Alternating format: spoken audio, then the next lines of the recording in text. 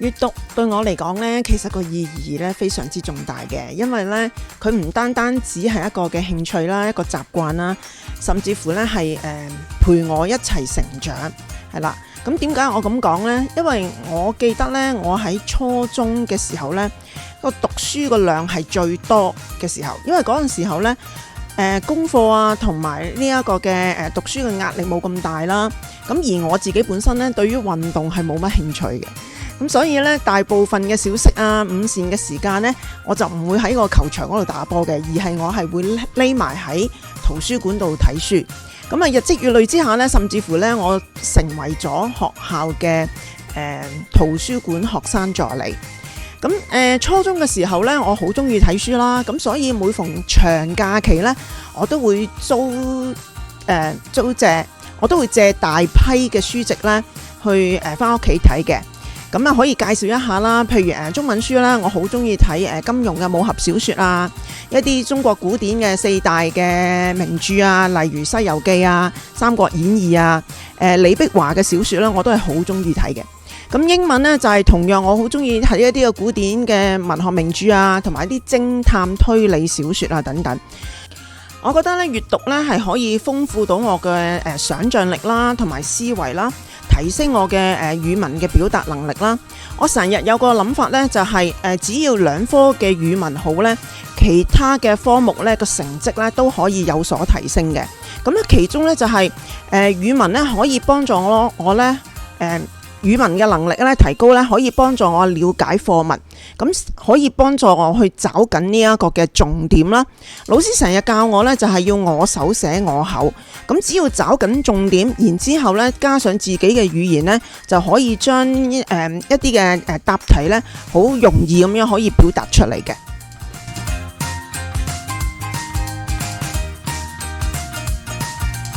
好，咁其實咧，生活真係相當之忙碌啊，咁所以我都會找緊一啲瑣碎嘅時間咧去進行閱讀嘅。咁其中咧就係我習慣咗咧喺飯後啦，無論午飯好食完晚飯都好啦，都會咧去讀報紙嘅，睇下啲新聞啊，睇下啲副刊啊、評論啊等等。咁然之後咧就我嘅床頭咧有個櫃桶咧，都會擺咗好幾本書嘅。咁我習慣咧就係臨瞓之前咧，我會用大概15分鐘至到30分鐘嘅時間咧去睇書啦。咁其實我睇書睇得最多嘅時間咧係幾時咧？就係去旅行嘅時候，即係無論係搭飛機啊、搭車啊，甚至乎夜晚冇乜電視睇啦，可以喺個酒店房嗰度咧都可以進行閱讀嘅工作。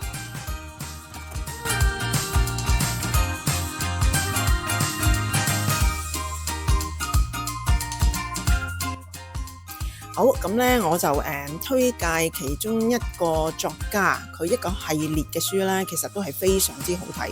咁呢個作家叫 Mitch Albom，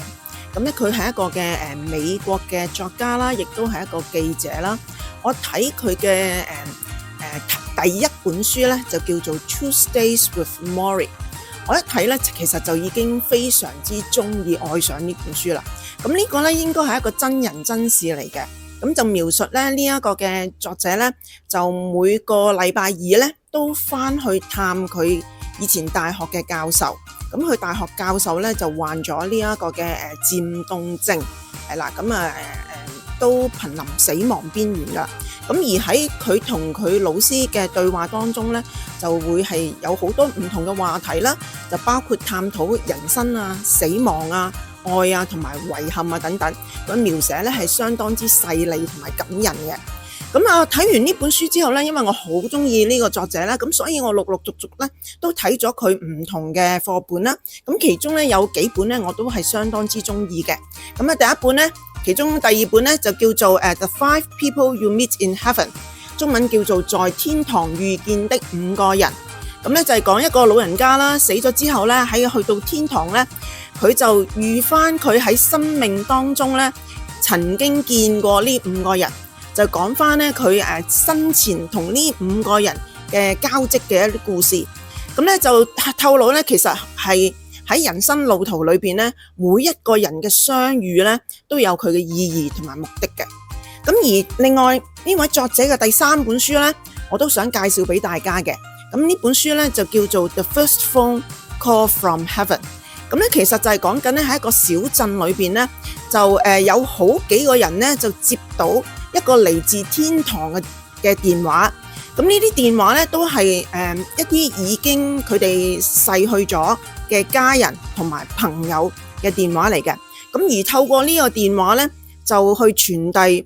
一啲嘅安慰同埋希望嘅信息。不過當然啦，就係究竟呢啲嘅電話係真係一啲嘅嚟自死亡親友嘅電話，定係一啲嘅欺詐詐騙嘅電話咧？咁從書中裏邊咧，其實都可以反映到一啲嘅